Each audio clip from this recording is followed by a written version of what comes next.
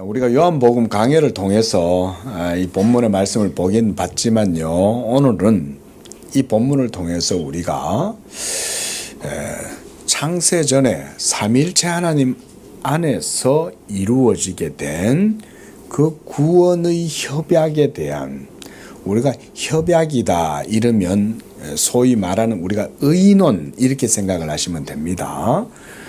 의논, 우리가 콘실리움이다 이렇게 얘기를 합니다. 그 구원에 대한, 그래서 이것을 콘실리움 살루티스 이렇게 우리가 전문적인 그런 표현을 하면 그렇게 할 수가 있습니다.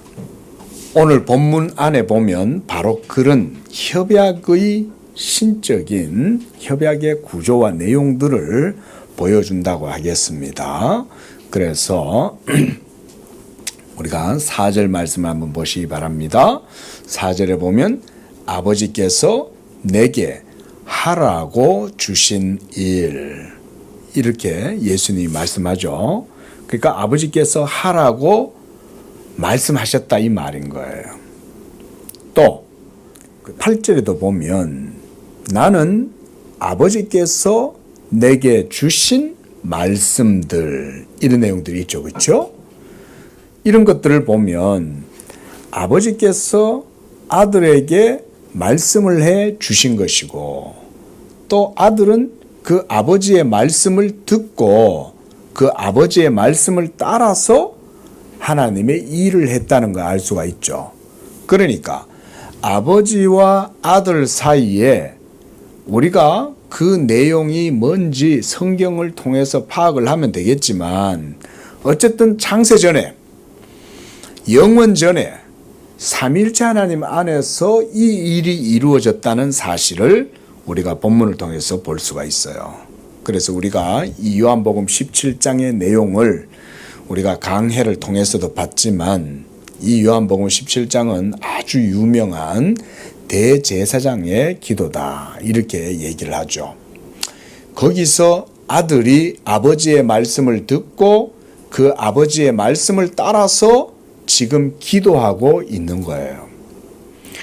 그래서 아들도 아버지의 말씀을 붙들고 기도하고 있는 거예요. 우리도 당연히 아들조차도 아버지의 말씀을 붙들고 기도하는데, 우리도 당연히 하나님의 이 말씀을 붙들고 기도해야 되겠죠. 그렇죠? 그게 바로 이 요한복음 17장의 내용입니다. 그런데 바로 이 삼위일체 하나님 사이에서 이루어지게 된 영원한 이 구원의 협약, 이 콘실리움 살루티스다. 이걸 코케이우스라는 신학자는 또 팍툼 살루티스다 이렇게 해서 구속협약이다 이런 표현도 썼습니다. 그런데 오늘 우리가 콘실리움이다, 의논이다, 협약이다 이런 얘기는 바로 삼위일체 하나님 사이에서 이루어지게 된, 특별히 아버지와 아들 사이에 이루어지게 된 이런 의논들에 대해서 우리가 보려고 그러는 겁니다. 성경은 이것에 대해서 얘기를 합니다. 먼저는 우리가 하나님을 삼위일체 하나님으로 이렇게 고백하죠. 성경은 하나님의 존재를 성부, 성자, 성령, 삼위일체 하나님으로 이렇게 우리에게 나타내 보여줍니다. 그래서 초대교회 때 이후로 이제 교부 시대가 지나가고 그 과정 속에서 삼위일체에 대한 신앙의 고백이 이루어지고, 또 그 이후에 기독론에 대한 고백이 이루어졌습니다. 그래서 이 기독교 교리는 성부, 성자, 성령 하나님이 한 본질이심으로 영광과 권능과 지혜가 동등하다 이렇게 고백을 합니다. 그래서 성부도 하나님이시고 성자도 하나님이시고 성령도 하나님이시나, 그러나 이 삼위는 세 분이 아니다. 세 분으로 계시면 본질이 나뉘어지겠죠. 그죠? 한 본질인데 각각 그 모든 삼위가 세 분이 되어버리면 나뉘어진다. 그래서 신학자들은 구별되나 나뉘어지지 않는다 이렇게 말했어요.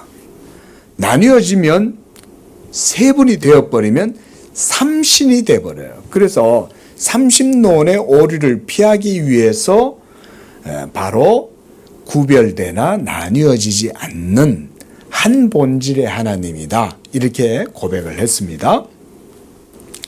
그리고 한 본질을 공유하시나 각 위격이신 삼위는 또한 실체예요.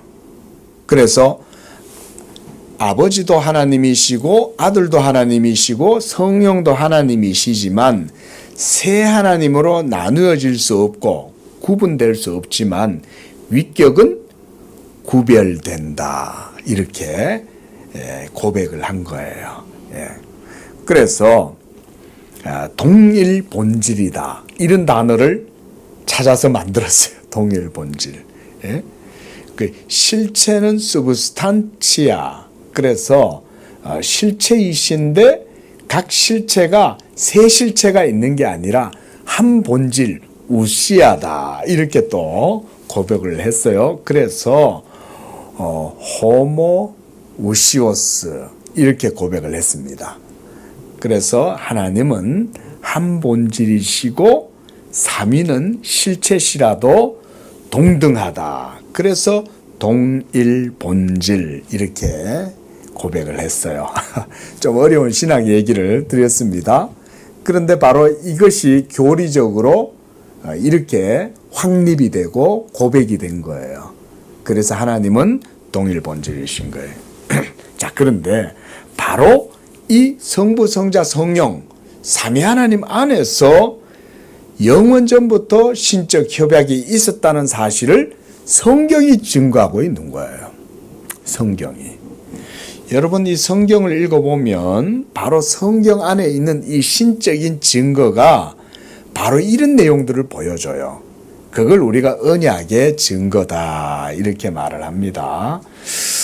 제가 이번 주 바빙크의 책을 가지고 공부를 하면서 이번 주에 증거라고 하는 내용들에 대해서 바빙크가 이렇게 이제 표현을 할 때 제가 그래서 증거에 대한 내용들을 얘기했는데요. 여러분 한번 시간 되시면 다시 한번 리플레이 해보시기 바랍니다. 증거. 여러분 성경은 언약의 증거의 책이에요.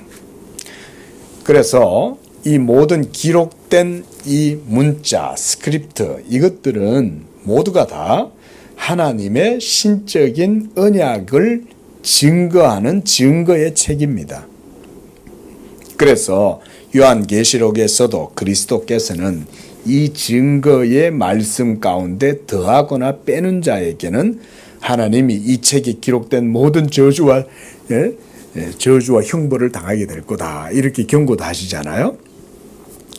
성경에 있는 모든 기록된 66권의 말씀은 증거의 말씀이에요.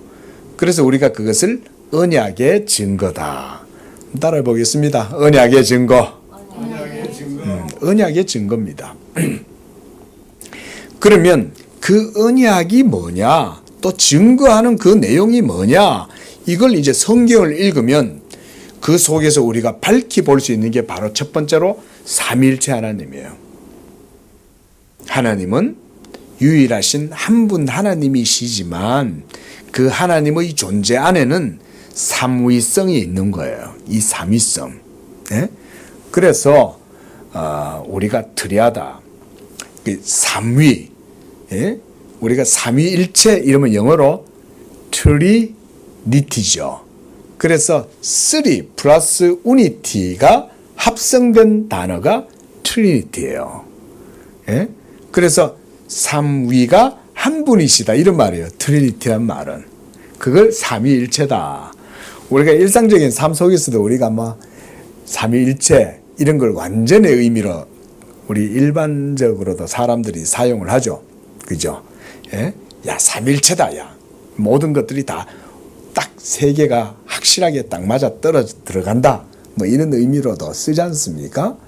그런데 하나님 그분 자신이 바로 그 그 모든 것의 본질이고, 그래서 그런 의미에서 삼위일체다 이런 말을 사용을 하는 겁니다.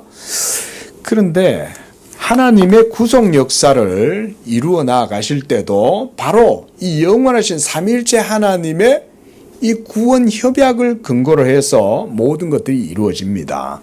오늘 1절 말씀을 한번 보십시오. 예수님이 하늘을 우러러 아버지께 기도해요. 이것은 아버지가 계신다는 말이죠. 그리고 아들도 계시잖아요. 그런데 이 아들이 아버지께 기도할 때 뭘 대상으로 기도하냐면 창세전에 아버지께서 아들에게 하라고 주신 일을 붙들고 기도하시는 거예요.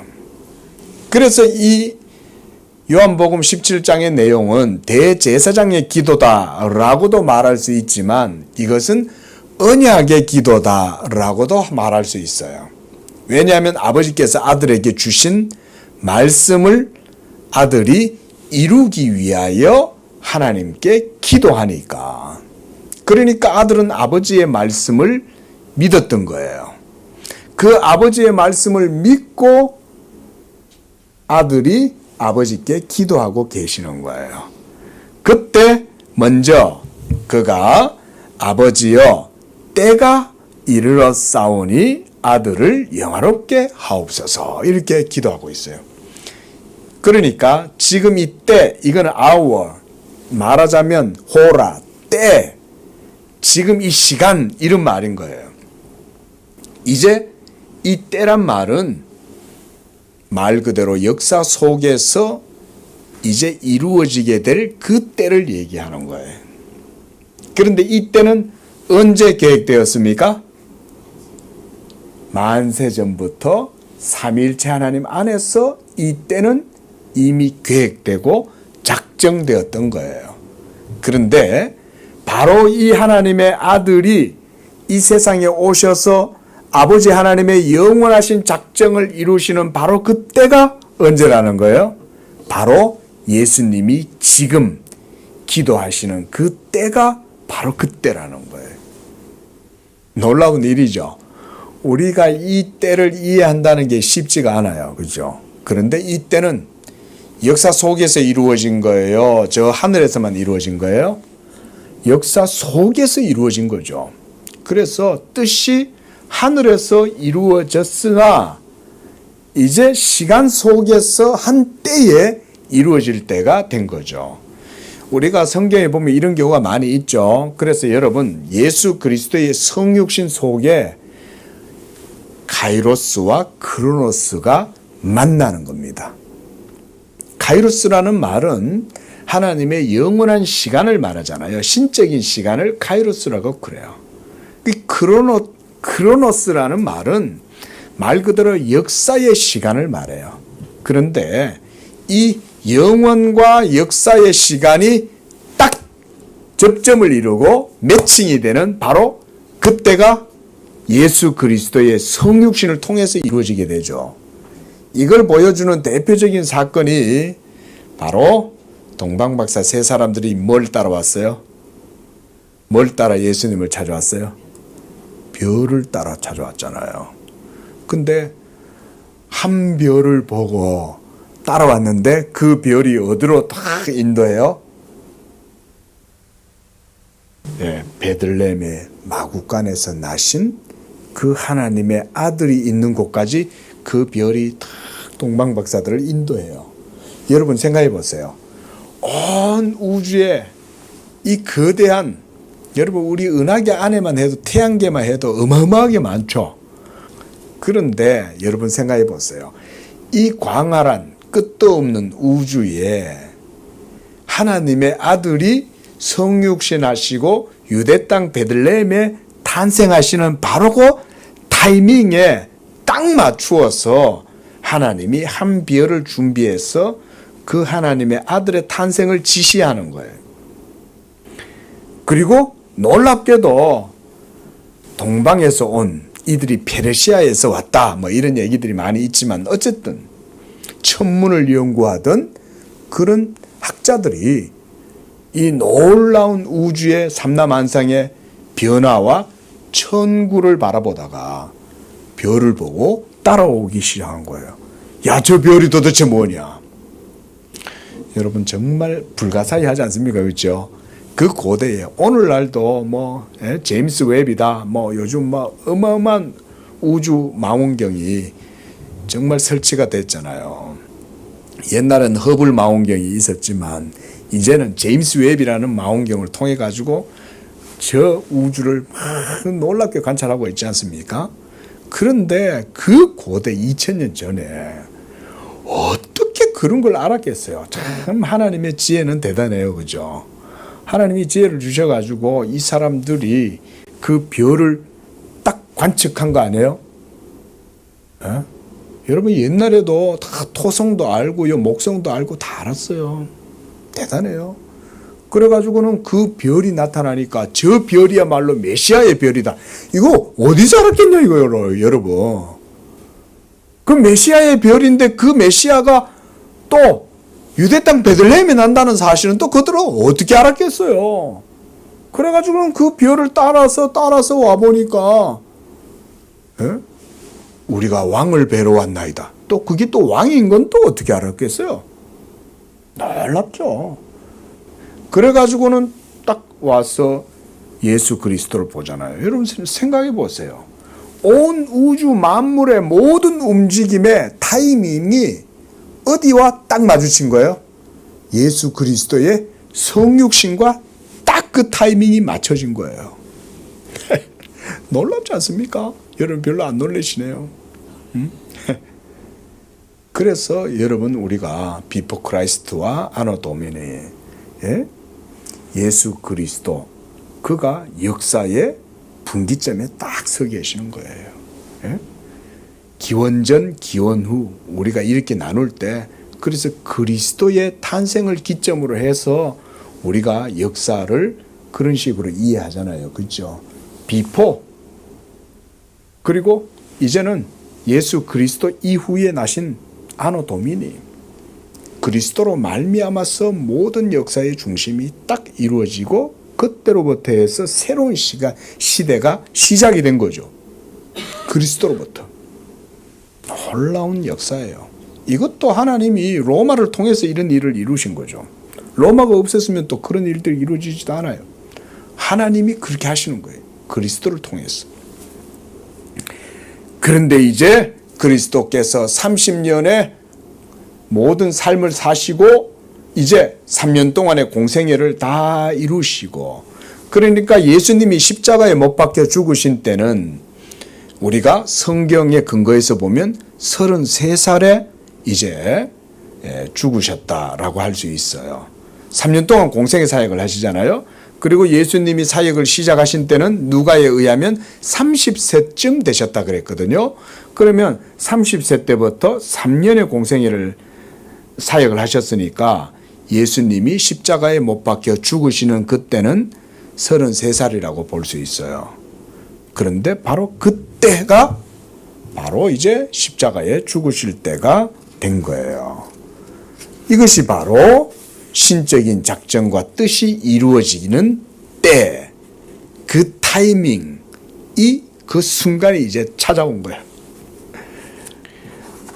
그래서 창세전부터 예수 그리스도가 하나님께로부터 택하심을 입은 자였다. 이것에 대해서 성경은 얘기를 합니다. 우리 한번 성경의 증거를 한번 찾아보겠습니다. 먼저 시편 40편부터 우리 한번 찾아볼게요.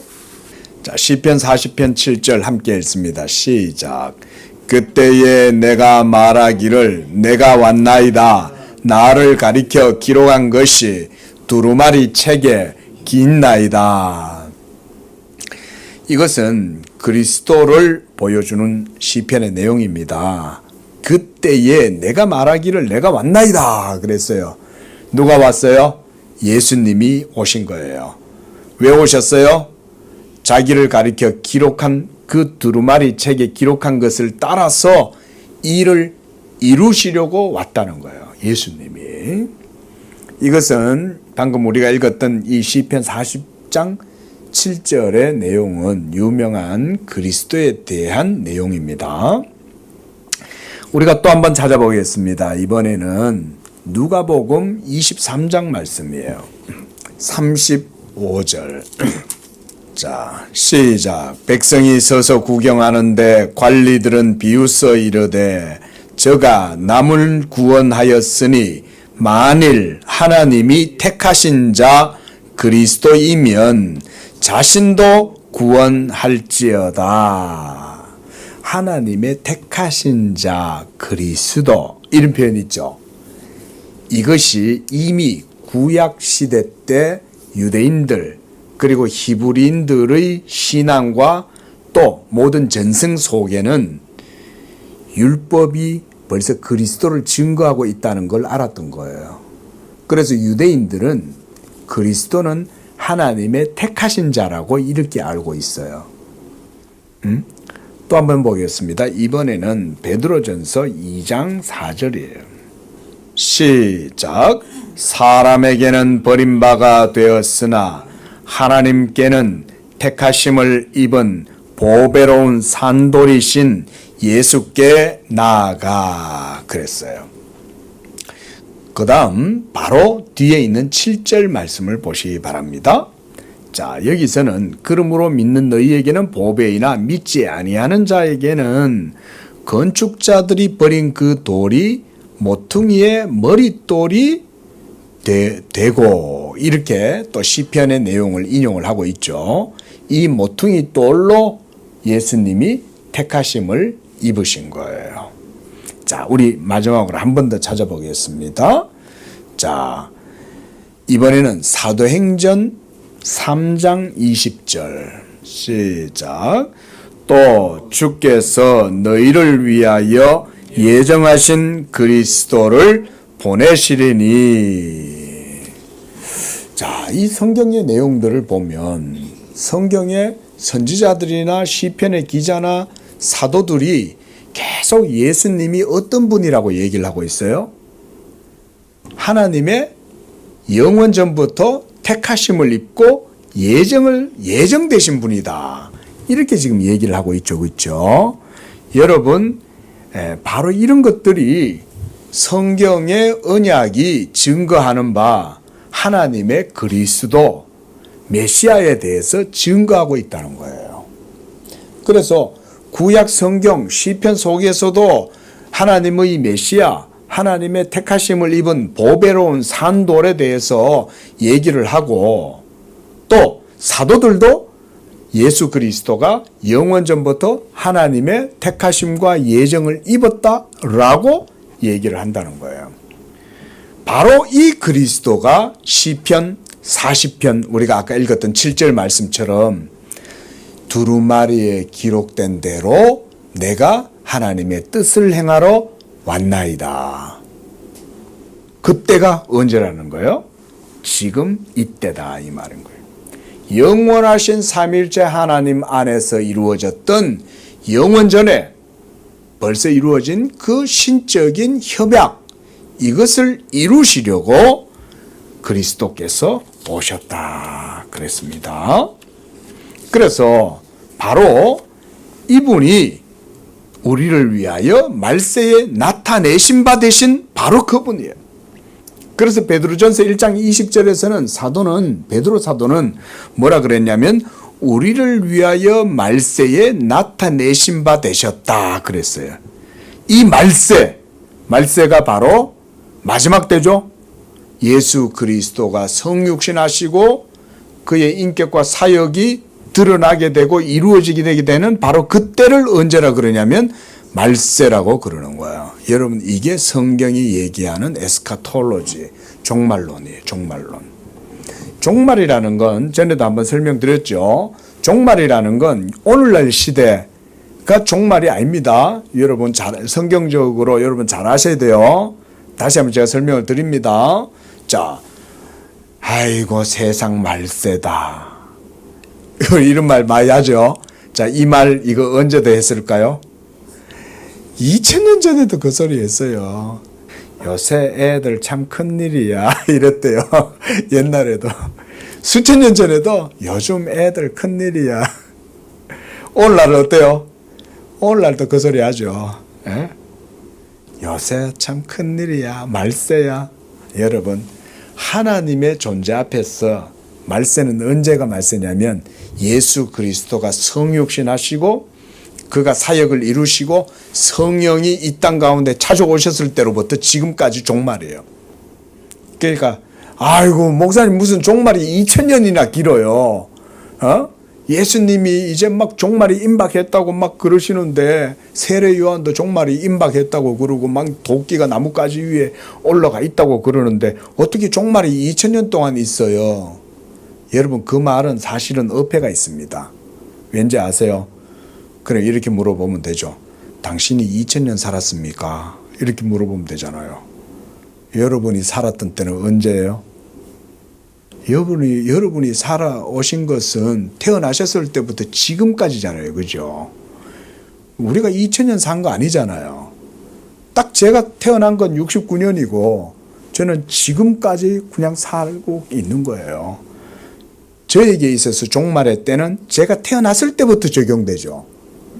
맞죠? 제가 안 태어났으면 저한테는 종말이 적용되지 않아요. 제가 안 태어났어도 종말은 2000년 전부터 지금까지 계속 있지만 나에게 있어서 종말은 내가 태어났을 때부터 지금까지가 종말이 주어지는 거죠. 그렇죠? 여러분도 마찬가지입니다. 우리 권사님이 출생하셨을 그때부터 지금까지 종말은 우리 권사님에게 적용되는 거예요. 우리 이전에 할아버지 때 그러면 그때도 그때 태어나셨던 분들에게 적용되는 게 종말인 거지. 2000년 내도록 우리가 살았는 건 아니잖아요. 종말은 그런 거예요. 그런데 하나님의 이 두렵고 그런 영화로운 날이 이르는 것은 예수 그리스도의 성육신과 그리고 성령이 이 땅 가운데 공식적으로 사역을 하시는 그때부터 피와 불과 연기 기둥이로다. 이러면서 성령이 그리스도의 복음, 이 십자가의 말씀을 가지고 온 세상을 심판하고 하나님의 일을 이루어 나가고 계시는 거예요. 믿으시기 바랍니다. 조금 어려운 얘기죠. 신학적인 얘기긴 한데 이게 하나님이 지금 행하시는 일들이 그런 거예요. 여러분 지금 예수님은 뭘 하고 계시며 성령님은 뭘 하고 계시겠어요? 예수님이 자기 입에 말의 검으로 모든 악한 자들을 지금도 죽이고 계시겠죠. 그렇죠? 보스라에서 오는도다 이러면서 저 보스라에서 오는 자가 누구뇨? 에? 그가 온몸에 선혈이 튀어가지고 붉은 포도주 물로 들이듯이 그의 옷이 다 피에 물들었도다. 그가 누구예요? 예수님인 거예요, 여러분. 보스라에서 오는 자가 칼을 들고 모든 여호와의 적들을 다 죽이는 거예요. 그가 밟으니 포도주 틀을 밟으니 포도즙이 그 튀어가지고 그 옷에 다 묻을 거 아니에요, 그죠? 이스라엘은 보면 지금도 이제 그 키부츠 같은 데 가면 포도주 만들잖아요. 그 전통적인 방식으로 만들면 이 옛날에 포도 웅덩이를 만들어 놓고 거기다 포도를 따가지고는 탁 담아가지고는 이제 포도즙을 짜내야 되니까 어떻게 하겠어요? 들어가서 이제 밟을 거 아니에요. 밟으면 옷을 걷어가지고는 밟아도 튀겠죠? 그럼 거기 튀어가지고 옷에 물들인다고요. 시뻘겋게. 그 바른 포도주 틀을 바른 분을 예수님으로 묘사하는 거예요. 또 말라기 선지자나 요엘 선지자 같은 경우에 말일에 이르러 이러면서 마지막 날에 내가 내 영을 만민에게 부어주리라 그러죠. 그죠? 만민에게 부어주실 때 성령이 오셔가지고 하시는 일이 뭐겠어요? 진리의 사역을 하시는 거예요. 그러면서 막 진리가 이 세대 가운데 역사하실 때 그리스도께서 자기 입의 검으로 하나님의 원수들을 진멸하시는 거예요. 그 입의 검으로. 그리스도의 말씀의 검이죠. 이 말씀의 검이 뭘까요? 예수 십자가의 복음인 거예요. 그래서 십자가의 복음이 사람들이 볼 때는 어때요? 정말 저주받은 부끄러운 십자가, 그렇죠? 연약하디 연약한 십자가. 그리스도께서 약하심으로 고난을 당하고 아무 저항도 하지 아니하시고 그저 유대인들에게 팔려서 본디오 빌라도에게 죽임을 당하신 그 십자가. 그런데 이 십자가의 복음이 하나님의 능력의 말씀인 거예요.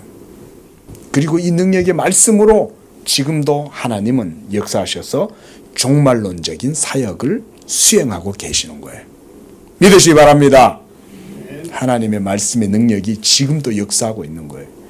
그래서 마음이 우둔하고 교만하고 완악하고 자랑하는 모든 자들을 향하여 그 말씀이 모든 하나님의 의를 드러내면서 싸우는 거예요.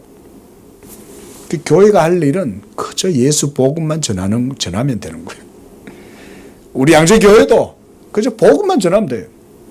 예수 십자가의 복음을 증거하면 그것을 붙들고 성령이 일하셔서 종말론적 사역을 이루시는 거예요.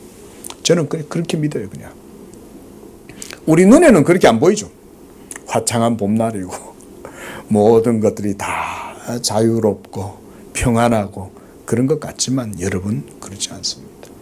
하나님은 우주적인 사역을 하고 계신다. 자, 이렇게 오늘 본문에서는 주님이 바로 이런 삼위 하나님과의 관계들을 얘기를 하시면서 바로 예수 그리스도가 그 하나님의 택하신 자고 이 그리스도를 통해서 하나님의 모든 일이 이루어질 것에 대해서 얘기를 하고 있는 것입니다.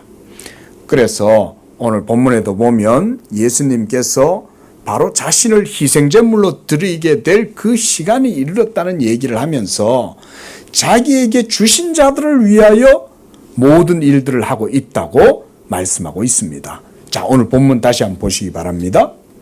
자, 먼저 오늘 이 요한복음 17장 내용에만 봐도 예수님께서 2절에 보면 아버지께서 아들에게 주신 모든 사람들에게 이렇게 얘기하죠. 그 다음 9절도 보십시오. 9절도 보면 내게 주신 자들을 위함이니이다. 이렇게 또 얘기를 하고 있습니다. 6절에서도 세상 중에서 내게 주신 사람들에게 이렇게 얘기하죠. 자, 여러분, 그래서 우리 기독교는요, 하나님의 예정과 선택에 대해서 얘기를 하는 거예요. 그리고 이 예정과 선택은 그러면 언제부터, 어느 시점에 이루어졌어요? 예정과 선택이? 그렇죠. 창세전에 어디서? 오로지 삼위일체 하나님 안에서만 이 예정과 선택이 이루어진 거예요. 그런데 그때 그 선택은 누가 하신 거예요? 성부 하나님이 하신 거예요. 그래서 2절 말씀 보세요. 아버지께서 아들에게 주신 모든 사람들 이러는 거예요. 아버지께서 아들에게 주신 거예요. 여러분은 아버지께서 아들에게 주신 모든 성도들인 줄로 믿습니다. 예? 우리는 아버지께서 아들에게 주신 자들이에요. 그래서 우리가 아들을 믿는 거예요. 그리고 그 다음 4절 말씀에 보면 내게 하라고 주신 일 이것을 내가 이루어 이랬어요. 그러니까 예수님이 이 세상에 성육신하시고 오신 것은 다른 이유가 아니에요. 아버지의 말씀을 따라서 이 세상에 오신 거예요. 이것을 영원전에 아버지께서는 아들에게 하라고 주신 거예요. 그리고 아들은 아버지의 말씀을 듣고 그렇죠. 순종하신 거예요. 이게 구원 협약이에요. 이걸 그래서 아버지와 아들 사이에 이루어진 콘실리움, 의논이다, 협약이다 이렇게 얘기를 하는 거예요. 이런 게 전부 다 성경 속에 있는 증거, 언약의 증거를 따라서 우리가 이렇게 교리적으로 표현을 하고 고백하는 겁니다. 인간이 만들어낸 게 아니에요, 여러분. 성경 속에 있는 언약의 증거를 따라서 고백하는 거예요, 그렇게. 그래서 5절에도 보면 창세전에 내가 아버지와 함께 가졌던 영화, 이거는 삼일째 하나님의 그 영광이죠.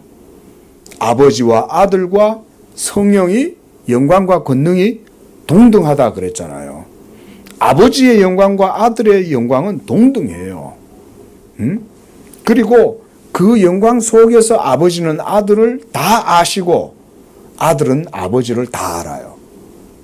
그렇게 다 아는데 분열된 가운데 구분된 가운데서 아시는 게 아니에요. 완전한 하나 속에서 알아요. 이걸 우리는 이해를 못합니다, 여러분. 이 삼위일체에 대한 이 지식은 우리 이성과 지혜로는 파악할 수 없는, 그래서 신학에서는 뭐라고 하냐면 하나님의 불가해성이다 이렇게 말해요. 우리는 이해 못해요. 오직 하나님께서 자신을 우리에게 알려주시는 그대로 우리가 하나님을 알 수 있고, 또 자신을 알려주신 그대로 우리에게는 참된 하나님이신 거예요. 그분이. 그러므로 기독교에서 말하는 하나님을 아는 지식이라는 것은 바로 하나님의 계시를 통해서만 우리가 이해하고 받아들일 수가 있어요. 이는 성경에 기록된 말씀을 통해서 갖게 되는 신지식이다. 그래서 우리가 성경을 언약의 증거 이렇게 얘기해요. 그리고 그 언약의 증거할 때 그 증거하는 바가 누구라는 거예요? 예수 그리스도를 증거한다는 거예요, 성경은. 그래서 예수님도 너희가 성경에서 영생을 얻는 줄로 생각하고 이 성경을 상고하거니와 이 성경이 곧 내게 대하여 증거하는 것이다 이렇게 얘기하는 거예요. 그런데 자, 바로 이 성경의 증거를 따라서 예수 그리스도를 믿을 때에 그 예수 그리스도를 통해서 또한 우리는 삼위일체 하나님을 알아요. 그래서 삼위일체 하나님과 성자 예수 그리스도와의 이 신학적인 상관관계는 떨어질래야 떨어질 수가 없어요. 우리가 삼위일체 하나님을 안다고 얘기할 땐 반드시 그 전에 누구를 먼저 알아야 돼요? 예수님을 먼저 알아야 돼요. 왜냐하면 예수님을 통하지 않고서는 아버지께로 나아갈 자가 없기 때문에. 그래서 내가 벌써 예수님을 믿고 고백할 때는 벌써 내 속에 하나님의 택하심의 효력이, 소명이 벌써 내 속에서 작용하는 거예요. 그래서 하나님의 부르심이 그리스도 안에서 벌써 있는 거예요. 그러니까 내가 예수님을 믿는 것이고, 예수님을 내가 주로 믿는다고 말할 때는 그 믿음을 통해서 벌써 내가 하나님 아버지를 아는 거예요.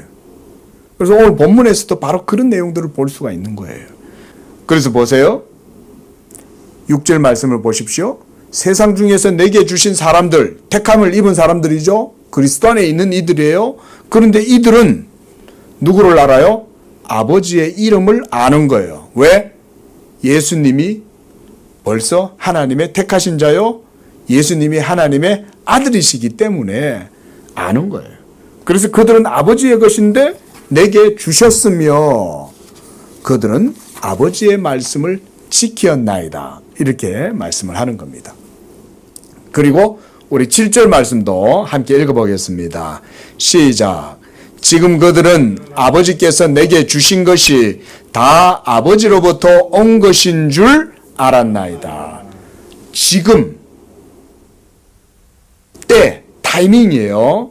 이제 그들이 아버지께서 내게 주신 것은 다 아버지로부터 온 것이라는 것을 알았나이다. 이걸 우리가 어떻게 아냐 이거예요. 이 모든 것들이 다 누구를 통해서 이루어져요?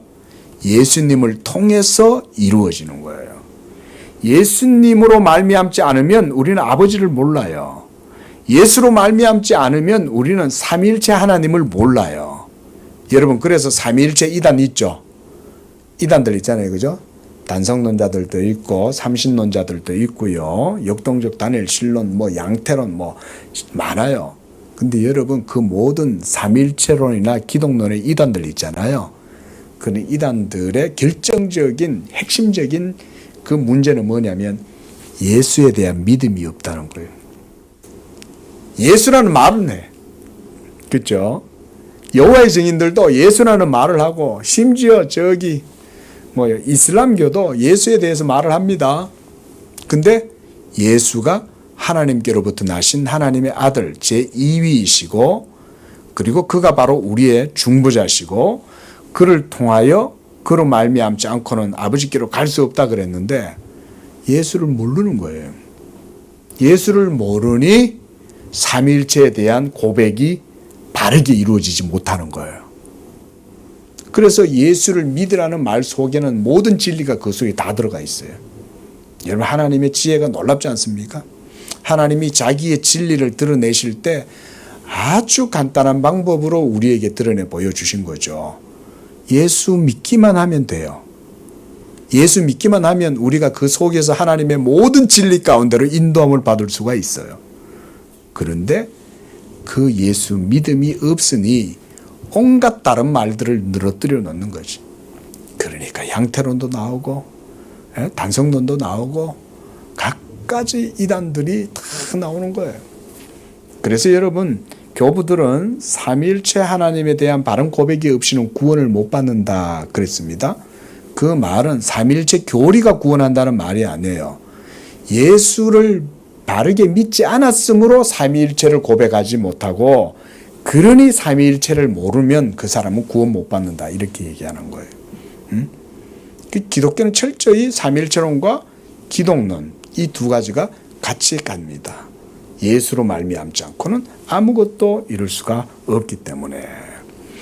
자, 저는 오늘 본문을 통해서 여러분들께 이렇게 삼위의 협약에 대한 내용들을 잠깐 얘기했는데 깊이 다루지는 못했어요. 깊이 다루지는 못했지만 한 가지 분명한 건 아버지께서 아들에게 주신 말씀이 있고, 아들은 그 아버지의 말씀을 듣고 순종하여 하나님의 일을 행하러 왔나이다. 내가 왔나이다. 왜 왔냐? 아버지께서 내게 하신 말씀을 이루려고, 두루마리에서 증거하고 있는 그 언약의 증거의 말씀들을 이루려고 왔다. 바로 그 말씀을 오늘 하고 있습니다. 이와 같이 신적 협약이라는 것은 바로 아버지의 뜻을 아들이 이루고, 그 뜻을 이룸으로 말미암아 우리를 위한 하나님의 모든 구원의 지식이 이루어지도록 하는 것, 이것을 우리는 구원협약이다, 이렇게 얘기를 합니다. 참고적으로 이제 코케이우스라는 신학자는 또 팍툼 살루티스다 해서 구속협약, 또 이런 표현들을 썼습니다. 여기에서부터 여러분, 우리를 위한 하나님의 모든 언약의 역사가 이루어집니다. 오늘 이제 이 말씀을 드리려고 했던 거예요. 이 언약의 경륜이 바로 하나님의 삼위성 안에서 콘실리움, 그 의논을 통해 가지고 이루어지기 시작해요. 이게 이제 역사 속에 이루어지게 되겠죠. 영원전에 있었던 것, 이게 바로 예수님이 뜻이 하늘에서 이루어진 것처럼 할 때 그 말입니다. 성부, 성자, 성령 하나님 안에서 영원전 이루어졌던 신적 작전과 경륜이 이제 역사상 실현되고 이루어질 때, 계시의 점진적 역사, 이 과정을 통해 가지고 역사 속에 하나님의 말씀이 이루어집니다. 그래서 우리가 기독교를 역사적 기독교, 이런 표현을 씁니다. 역사 속에 하나님의 영원한 말씀이 뿌리를 내리는 거예요. 그래서 실현되는 거예요. 이건 철학이 아니에요, 여러분. 철학이 아니라 이 하나님의 구원 계시의 발전 역사가 시간 역사 속에 점진적인 과정을 통해서 형성되고 이루어지는 거예요. 실현되는 거예요. 근데 그렇게 실현되어질 때 바로 예수 그리스도의 영광이 드러나게 되는 거예요. 왜냐하면 그리스도는 만유의 주가 되시고, 오늘 본문에도 보면 아버지께서 아들을 영화롭게 한다 그랬잖아요. 그러니까 역사의 마지막으로 계속 시간이 점진적으로 진행이 되면 예수 그리스도의 그 창세전의 영광이 실현되고 드러나요. 그래서 우리가 천국이 완전하게 이루어졌을 때, 그러면 그 천국에 가면 그리스도의 완전한 영광이 드러나게 되는 것이죠. 자, 오늘 여기까지 말씀 보겠습니다. 기도하겠습니다. 거룩하신 주 하나님 아버지, 언약의 경륜의 말씀을 통해서 삼위 하나님 안에서 이루어졌던 영원한 신적인 이 협약에 대해서 오늘 본문을 통해서 저희가 상고하였습니다. 하나님은 영원하신 삼일체 하나님이시고, 창세전부터 아버지와 아들 사이에 이루어졌던 이 구원의 의논을 통해서 하나님께서는 역사상 이 모든 일들을 이루어 가실 때 예수 그리스도의 성육신을 통해서 그 정점에 이르게 되고 이제 그리스도께서는 자기의 몸으로서 하나님께 십자가에 들이시고 이 십자가의 구속을 통해서 우리를 위한 모든 구원의 역사가 이제 완성되고 그것을 통해서 우리의 구원의 열매가 맺히게 하신 줄로 믿습니다. 우리 성도들이 바로 이런 믿음의 고백 속에 늘 삼위일체 하나님께 영광을 돌리고 우리 주 예수 그리스도를 영화롭게 하는 그런 복된 믿음들이 되게 하여 주시옵소서. 예수님의 이름으로 기도합니다. 아멘.